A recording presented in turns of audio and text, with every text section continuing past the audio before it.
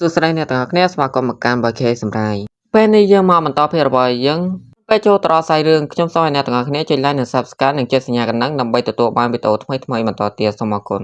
ភាគទី9មុននឹងវូរ៉ាធ្វើការប្រយុទ្ធជាមួយនឹងអាចារ្យស្ទាយគេក៏ចូលក្នុងសមុទ្ររបស់គេដើម្បីទៅបង្វិលយក skill នៅក្នុងកំណប់នៃស្កលលោកពេលនោះគេក៏បានចាប់ skill មួយដែលជំនាញនេះគឺជារបាំងការពារកញ្ញាលីឡុងក៏បញ្យល់ថានៅពេលដែលគេឈរនៅស្ងៀមដោយមិនកម្រើកនោះការវាបហាណាមួយដែលវាបហាមកកាន់គេនឹងត្រូវឡងទៅវិញនៅពេលវូរ៉ានចេញពីសមុទ្ររបស់គេវូរ៉ានក៏បាននិយាយទៅកាន់អាចារ្យស្ទាយឲ្យវាយគេមុនអាចារ្យស្ទាយមិនចាំយូរគេក៏បានបញ្ចេញធម្មពលរបស់គេបណ្ដាលឲ្យហុចដីចុកចំណែកអ្នកផ្សេងទៀតគិតថាតើវូរ៉ានអាចនឹងយកឈ្នះអាចារ្យស្ទាយបានឬអត់ដោយអនសតទីងតើក៏បានជឿជាក់ទៅកាន់វូរ៉ានតែគេនឹងអាចយកឈ្នះអាចារ្យស្ទាយបានបន្ទាប់ពីអាចារ្យស្ទាយបញ្ចេញធម្មពលជាង70ម៉ោងក្រោយមកគេក៏បានបញ្ចេញព្រលឹងបរិសុទ្ធរបស់គេរួចហើយក៏វាយប្រហារទៅកាន់វូរ៉ានប៉ុន្តែនៅពេលដែលគេវាយប្រហារទៅកាន់វូរ៉ានបែរជាធ្វើឲ្យគេទៀតទៅវិញដែលធ្វើឲ្យគេនិយាយថាតើទៅរួចដល់របៀបណាដោយមនោចិត្តគេក៏បានបញ្ចេញព្រលឹងបរិសុទ្ធរបស់គេម្ដងទៀតបើការវាយប្រហារទៅកាន់វូរ៉ានពេញដោយទំនុកចិត្តប៉ុន្តែនៅពេលដែលវាយទៅកាន់វូរ៉ានវាមិនអីទាល់តែសោះវូរ៉ាននៅឈរធ្វើបង្ងើយផ្ទុយទៅវិញអាចារ្យស្ទាយក៏បានខ្ទាតជាង70ម៉ែត្រកលាប់ខ្លួន3 4ត្រឡប់ដោយអាចារ្យស្ទាយនៅតែមិនអស់ចិត្តបានតែនិយាយថាទៅរួចដល់របៀបណាហេតុអ្វីមិនជាគេត្រូវចាញ់ពេលនោះវូរ៉ានក៏បានដល់ទូរស័ព្ទរបស់គេមកនិងបញ្ជាក់ទៅកាន់អាចារ្យស្ទាយថាពេលនេះគេអស់ពេលប្រយុទ្ធហើយដោយអាចារ្យស្ទាយគេនៅតែមិនអស់ចិត្តចង់ប្រកួតជាមួយវូរ៉ានបន្តទៀតហើយវូរ៉ានក៏តបទៅកាន់វាបើចង់ប្រយុទ្ធជាមួយនឹងគេត្រូវតែចំណាយ 5000 ថែមទៀតដែលធ្វើឲ្យអាចារ្យស្ទាយយហោមកតែម្ដងហើយកញ្ញាទាំងទៀងក៏ប្រាប់ទៅឲ្យវូរ៉ានថាគេត្រូវទៅហើយបន្តមកខ្សែរឿងក៏កាន់មកដល់ក្នុងវិទ្យាស្ថានហើយនេះក៏ជាលើកទី1ដែលវូរ៉ានបានចូលមកកាន់ទីនេះបន្តមកពួកគេក៏បានចូលទៅក្នុងបានជួបជាមួយនឹងកញ្ញាម្នាក់ដែលមានសុំហៅនាងថាមួយដល់មួយនាងក៏បានហៅពួកគេចូលមកក្នុងដោយសម្ភារទាំងខ្ជិលច្រអូសហើយមួយនៅពេលដែលឃើញវូរ៉ាននាងក៏បានស្គាល់គេហើយវូរ៉ានមិននឹកស្មានថាខ្លួនល្បីដល់ថ្នាក់នេះដែលមានគេស្គាល់បែបនេះអ្វីដែលធ្វើឲ្យវូរ៉ានហួចចិត្តនៅពេលដែលមួយនិយាយថាគេគឺជាមនុស្សដែលកាចជាងគេនៅក្នុងទីក្រុងប្រយុទ្ធនេះដែលធ្វើឲ្យវូរ៉ានខឹងនឹងនិយាយលោឡាទៅកាន់នាងប៉ុន្តែមួយនៅតែមិនខ្វល់ពីពាក្យសម្ដីរបស់គេបន្តមកមួយក៏បាននាំពួកគេទាំងអស់គ្នាចូលមកមើលអាវុធនិងសម្លៀកបំពាក់ព្រមទាំងសភាវុធផ្សេងៗដោយនៅក្នុងនេះមានអាវុធជាច្រើនប្រកបដោយសភាវុធទំនើបព្រមទាំងឈុតក្រោតដ៏ល្អមួយពីរផងដែរហើយមួយក៏បានប្រាប់ព័ត៌មានខ្លះទៅកាន់ពួកគេហើយវូរ៉ាននិងអនសាទីងតៃក៏បានដើរមើលនៅជុំវិញក្នុងឃ្លាំងអាវុធនេះហើយវូរ៉ានក៏បានឃើញអាវុធមួយនឹងសរសើរទៅលើវាចំណែកប្រូសាក់លឿងក៏បានឃើញកំភ្លើងខ្លីមួយដែរប៉ុន្តែបានតែសរសើរគេមិនហ៊ាននឹងប៉ះហើយអនសាទីងតៃក៏ដើរមើលហើយកញ្ញាខាងធៀងក៏បានប្រាប់ទៅកាន់ពួកគេថាយកទៅតាមច្បាប់នៅក្នុងវិទ្យាស្ថានពួកគេអាចរើអាវុធមួយដែលមានកម្រិតត្រឹម B តែប៉ុណ្ណោះចំណែកវូរ៉ានគឺមានករណីពិសេសគេអាចជ្រើសរើសអាវុធនៅកម្រិត A បានពេលនោះអនសាទីងតើក៏ចាប់អារម្មណ៍នឹងសម្លៀកបំពាក់មួយហើយអាមួយក៏បានរៀបរាប់ពីឈុតនេះថានេះគឺជាគ្រឿងសើប្រមាញ់នៃអមតៈដែលត្រូវបានបង្កើតឡើងថ្មីដោយបណ្ឌិតសភាឈៀនជាងវាមានលំនាំអារ៉េបំលែងទំហំដែលបានបង្កប់នៅខាងក្នុងនិង18ក្រុមនៃទម្រង់ការពារ8ក្រុមនៃការបង្កើត6ក្រុមនៃទម្រង់វិទ្យាសាស្ត្រអាចទប់ទល់នឹងការវាយប្រហារ3ដងពីអ្នកដាំដុះអមតៈកម្រិត A នៅគ្រាដ៏សំខាន់វាក៏អាចផ្អែកលើអត្តសញ្ញាណរបស់អ្នកប្រើប្រាស់ផងដែរមិនត្រឹមតែប៉ុណ្ណោះវាអាចផ្លាស់ប្ដូររូបរាងនិងពណ៌ទៅតាមប្រភេទអ្នកប្រើប្រាស់ដែលធ្វើឲ្យអូនសុតទីងតុយស្រឡាញ់ទៅលើឈុតនេះជាខ្លាំងចំណែកវូរ៉ានកេក៏ចង់បានឈុតនេះដែរដោយសារតែវាអាចប្រែប្រួលទៅតាមរូបរាងអ្នកប្រើប្រាស់ដោយអ្នកទាំងពីរធ្វើការប្រជែងគ្នាចំណែកអូនសុតទីងតុយក៏បាននិយាយទៅកាន់វូរ៉ានប្រមាណមកធ្វើឲ្យគេសមាសម័យទៅដល់ណានោះដែលធ្វើឲ្យវូរ៉ានមិនចង់បានវិញពេលនោះវូរ៉ានក៏បានដើរសុកគេក៏បានជួបប្រទះនឹងកាំបិតមួយដែលសមនឹងគេហើយអាមួយក៏ធ្វើការបញ្យល់វាទៅកាន់វូរ៉ានថាកាំបិតនេះត្រូវបានគេហៅថាឈីប៉ាឬបើជាភាសាខ្មែរហៅថាកាំបិតចម្លែកវាមិនមែនជាអាវុធកម្រិត B ទេប៉ុន្តែវាស្ថិតនៅកម្រិត S ហើយវូរ៉ានក៏សួរទៅកាន់អាមួយថាហេតុអ្វីបានជាមើលទៅដូចជាសាមញ្ញម្ល៉េះហើយនាងក៏តបទៅវិញថាថ្មីប៉ុន្តែកាំបិតនេះមើលទៅធម្មតាក៏ដោយប៉ុន្តែមានប្រហែល198ក្រុមនៃគម្រោងការបង្កើតនៅលើវាមាន3ក្រុមនៃទម្រង់បំភ្លឺពិសេសផ្ទៃកាំបិតធំត្រូវបានសម្អាតដោយស្វ័យប្រវត្តិជាមួយនឹងសំណុំនៃលំនាំអារ៉េរឿងចម្លែកបំផុតគឺនៅលើកាំបិតនេះតាមពិតមានទម្រង់ការពារ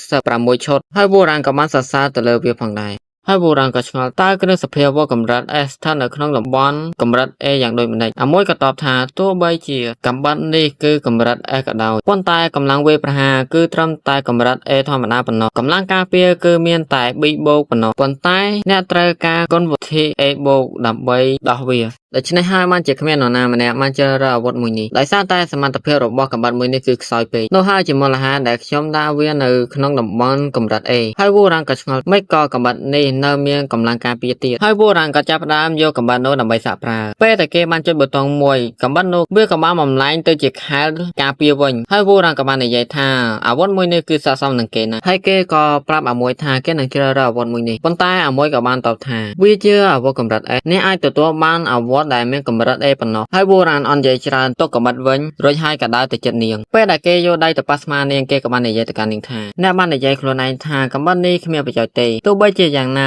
វាត្រូវបានគេទុកចោលនៅទីនេះរាប់រយឆ្នាំហើយគ្មាននរណាយកវាទេហើយអ្វីបានជានាងមិនឲ្យគេមកហើយនាងក៏បានបដិសេធបុរាណដល់អស់ចម្រើសគេក៏បានបញ្ចេញក្បាច់មួយដោយសុកប៉ាន់ទៅកាន់នាងដោយហុចរបស់ញ៉ាំពីប្រអប់នាងមិនព្រមគេក៏បានហុច3ប្រអប់ឲ្យទៅដែលជាហេតុធ្វើឲ្យមួយក៏បានយកព្រមបន្ទាប់មកបុរាណក៏បានចាប់កាន់កំបិតនិងបញ្ចេញក្បាច់តិចតួចបន្ទាប់មកសាច់រឿងយើងក៏សុំស្លេះតែត្រឹមនេះភីទី10នៅក្នុងក្រុងកន្លែងវឹកហាត់ដោយប្រុសសាលឿងវូរ៉ាននិងអនសនទិញតុយបានចូលមកព្រមទាំងមើលនៅជុំវិញខ្លួនគឺសុទ្ធតែមានអ្នកវឹកហាត់មានទាំងក្បាច់កុននិងកុនដាវពេលនោះពួកគេក៏បានជួបនឹងអបិឆាន់វៃម៉ូនិងអបិលីងធានហើយពួកគេក៏បានរាក់ទាក់គ្នាព្រមទាំងនិយាយលេងសើចគ្នានាំឲ្យសែកសប្បាយបន្តិចទៅពេលនោះលោកគ្រូប៉ោចាក៏ដើរចូលមកនិងឲ្យពួកគេចូលជួរហើយគាត់ក៏ធ្វើការបញ្យល់ទៅកាន់មនុស្សទាំងអស់ថាទោះបីជាមានសមាជិកថ្មីក៏ដោយប៉ុន្តែខ្ញុំនឹងមិននិយាយច្រើនអំពីការទទួលខុសត្រូវរបស់ក្រុមប្រមាញ់នៃអមតៈទេប្រាប់តែព័ត៌មានសំខាន់ប៉ុណ្ណោះរឿងព្រេងនិទាននឹងបង្ហាញខ្លួននៅក្នុងទីក្រុងប្រយុទ្ធដូច្នេះមនុស្សភពដើមនឹងវាយលោកយ៉ាងលឿននៅពេលខាងមុខពេលនោះក៏មានបរិមម្នាក់លោកមកប៉ុន្តែលោកគ្រូប៉ោចាក៏បានតដៃបាញ់ផ្ទះទៅកាន់គេទៅប៉ុន្តែសំណាងអត់ត្រូវគាត់តែគម្រាមហើយគាត់ក៏ប្រាប់ឲ្យពួកគេកុំរំខានហើយអូនសទិញទៅក៏ចេញមកនៅនិយាយថាពិតជាលុយណាស់ចំណែកវូរ៉ានក៏បាននិយាយពីវិមាប៉ុន្តែត្រូវប្រុសលឿងហាមខនមិនឲ្យនិយាយទៀតចំណែកលោកគ្រូប៉ោចាក៏ប្រាប់ថាឲ្យពួកគេបញ្ចេញកម្លាំងបរិសុទ្ធរបស់ពួកគេបន្ទាប់មកក៏លើកដៃមួយក្អឹកហើយនឹងសួរថាតើនរណាមុនគេពេលនោះអូនសទិញទៅក៏ចេញមកនឹងបង្ហាញប្រឡងបរិសុទ្ធរបស់នាងមុនគេនៅពេលដែលនាងបញ្ចេញមកគឺមានការលំបាកបន្តិចលោកគ្រូប៉ោចាក៏បានប្រាប់ធម្មពលរបស់គាត់ក្នុងការជួយទៅកាន់អូនសទិញទៅដែលធ្វើឲ្យនាងអាចបញ្ចេញកម្លាំងបរិសុទ្ធរបស់នាងបានពេញលេញដោយនាងជាអ្នកប្រយុទ្ធប្រឡងបោះសកម្រិត B ប្រឡងបោះសគឺជាដាវយៈធំហើយលោកគ្រូប៉ាចាក៏បានសរសើរទៅកាន់នាងរួមទាំងប្រុសលើងនិងបុរាណផងដែរហើយលោកគ្រូប៉ាចាក៏ធ្វើការណែនាំនិងបង្រៀននាងបន្ថែមអនាគតរបស់នាងមិនយូរប៉ុន្មាននឹងក្លាយជាក្រុមអ្នកប្រមាញ់នៃអមតៈរបស់លោកគ្រូប៉ាចាហើយអូនសទិញទៅក៏បានអរគុណទៅលោកគ្រូប៉ាចាទៅហើយលោកគ្រូប៉ាចាក៏ហៅអ្នកបន្តពេលនោះប្រុសលើងក៏បានចេញមកនិងបង្ហាញប្រឡងបោះសរបស់គេដែលប្រុសលើងជាអ្នកប្រយុទ្ធប្រឡងបោះសកម្រិត B ភ្លើងសង្គ្រាមដែលអមតៈពេលប្រុសលើងបញ្ចេញចាប់ហើយអពេលលីងធានក៏ចាប់ផ្ដើមមកបន្ទាប់ហើយគេក៏បានបញ្ចេញកម្លាំងបរិសុទ្ធរបស់គេគឺជាលំពេងជាអ្នកប្រយុទ្ធកម្លាំងបរិសុទ្ធកម្រិត A បន្ទាប់មកអពេលឆាន់វៃម៉ូក៏ចាប់ផ្ដើមបញ្ចេញកម្លាំងបរិសុទ្ធរបស់គេម្ដងដែលមានទម្រង់ជាជួងជាអ្នកប្រយុទ្ធកម្រិត B បន្ទាប់មកក៏ដល់វេនវូរ៉ាដែលគេជាអ្នកប្រយុទ្ធកម្រិត D ប៉ុន្តែនៅមិនទាន់ដាស់ប្រឡងបរិសុទ្ធបាននៅឡើយទេហើយក៏បានធ្វើឲ្យលោកគ្រូប៉ោចាភ្ញាក់ផ្អើលចំណែកអូនសតទិញទៅក៏ចេញមកនៅនិយាយសរសើរពីវូរ៉ាថាគេដឹងពីរបៀបប្រើរបស់ដែលមានឥទ្ធិពលមួយចំនួនហើយមានជំនាញដ៏ចម្លែកគឺកម្រិត S ហើយលោកគ្រូប៉ោចាក៏អោនទៅសួរអូនសតទិញទៅថាធម្មពលខ្លះនិងផ្លែចំណែកអពេលលីងធាននិងប្រុសលឿងក៏បានរៀបរាប់ពីជំនាញរបស់គេដែលបង្ហាញឲ្យពួកគេឃើញកាលពីពេលមុនទៅកាន់លោកគ្រូប៉ោចាហើយវូរ៉ានក៏តបទៅកាន់លោកគ្រូប៉ោចាថានេះគ្រាន់តែជាជំនាញដែលគេទទួលបានដោយចែកដននោះទេដូច្នេះគេមិនដឹងថាជំនាញរបស់គេអាចលេចឡើងនៅពេលណានោះទេហើយគេក៏ប្រាប់ថាមិនមែនគេទេដែលធ្វើរឿងចម្លែកនោះហើយលោកគ្រូប៉ោចាក៏បាននិយាយទៅកាន់វូរ៉ានថានេះជាលើកទី1ហើយដែលគាត់ស្ដាប់ឮនៅជំនាញចម្លែកបែបនេះហើយគាត់ក៏ប្រាប់វូរ៉ានថាតើគេអាចបញ្ចេញឲ្យគាត់ឃើញបានទេចំណែកវូរ៉ានក៏បានបដិសេធនិងប្រាប់គាត់ថាចាំពេលក្រោយចុះបន្ទាប់មកលោកគ្រូប៉ោចាក៏បានដើរពី3ជំហានរួចហើយគាត់ក៏បានលើកដៃមួយក្អឹករួចហើយក៏ប្រកាសប្រាប់ទៅឲ្យធីមប្រយុទ្ធទាំងអស់ថាខ្ញុំនឹងបង្រៀនអ្នកពីរបៀបប្រយុទ្ធជាមួយសត្រូវ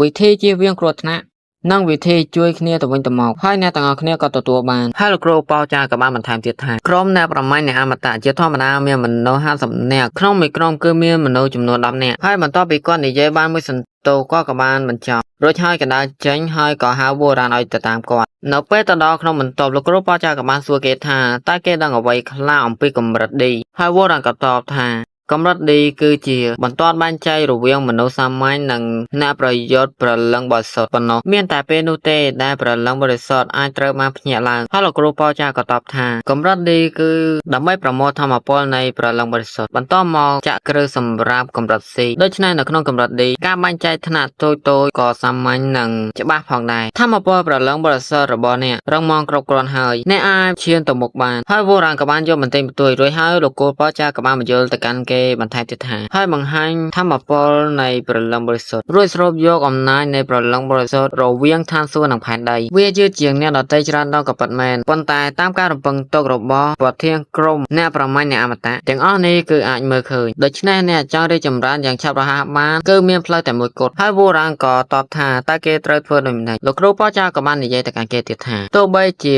ការវឹកហាត់ដូចជាវិធីធម្មតាក៏ដោយប៉ុន្តែសមត្ថភាពរបស់អ្នកគឺពិសេសអ្នកគឺអាចសាកល្បងវាផងដែរ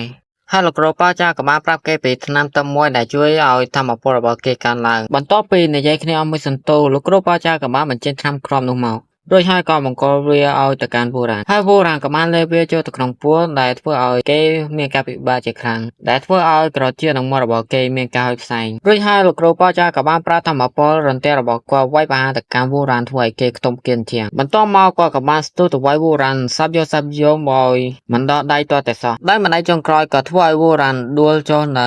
នឹងដីពេលនោះធម្មពលវូរ៉ានក៏ចាប់ផ្ដើមកើនឡើងរួចហើយគេក៏បានប្រយុទ្ធតតាំងជាមួយនឹងលោកគ្រូប៉ោចាដោយអ្នកទាំងពីរប្រយុទ្ធគ្នាចុះឡើងប៉ុន្តែវូរ៉ាននៅតែមិនអាចយកឈ្នះលោកគ្រូប៉ោចាបានដែលគាត់ដាក់គេបណ្ដាយធ្វើឲ្យគេដេករៀបនឹងដីរួចហើយវូរ៉ានក៏ងើបឡើងវិញនៅពេលដែលគេដើរសុកសោកកញ្ញាលីងឡុងក៏ចាប់ផ្ដើមចេញមកប្រាប់គេថាបន្ទាប់ពីអ្នកបានទម្លុះចូលកម្រិត C ប្រព័ន្ធនឹងបើកផ្នែកទី3នៃកំណប់នៃសកលលោកហើយលោកគ្រូប៉ោចាដោយសារតែឃើញវូរ៉ានរៀងថ្មឹងក៏សួរគេថាតើគេកាត់អីហើយវូរ៉ានក៏បែរមុខចេញពីលោកគ្រូប៉ោចារួចហើយក៏ដាក់ការនិយាយរបស់កញ្ញាលីងឡុងដែលគេអញដំណើរការ skill មួយដែល skill នេះដែលធ្វើឲ្យវូរ៉ានមានជារឹកប្រែជាដូចជាកាត់ចេញពីនោះមកចូលអបិលិនធានិងប្រសលឿងវិញអំពីវូរ៉ានថាគេយ៉ាងម៉េចហើយតើប្រធានក្រុមគួរតែអាចទុកចិត្តបានឬអត់ហើយអបិលិនធាក៏បានបញ្ចេញមតិថាដោយមានជំនាញពីប្រធានក្រុមវាមិនអីទេហើយអូនសតទីងតុយក៏បានចេញមកនិយាយជាមួយនឹងគេដែរដោយនេះនិយាយថាប្រហែលជាយើងអាចបង្កើតជំនាញដ៏ចម្លែកនិងមានឥទ្ធិពលមួយហើយសាច់រឿងភាគទី10របស់យើងក៏សូមស្លេះតែត្រឹមនេះអរគុណអ្នកទាំងអស់គ្នាសម្រាប់ការ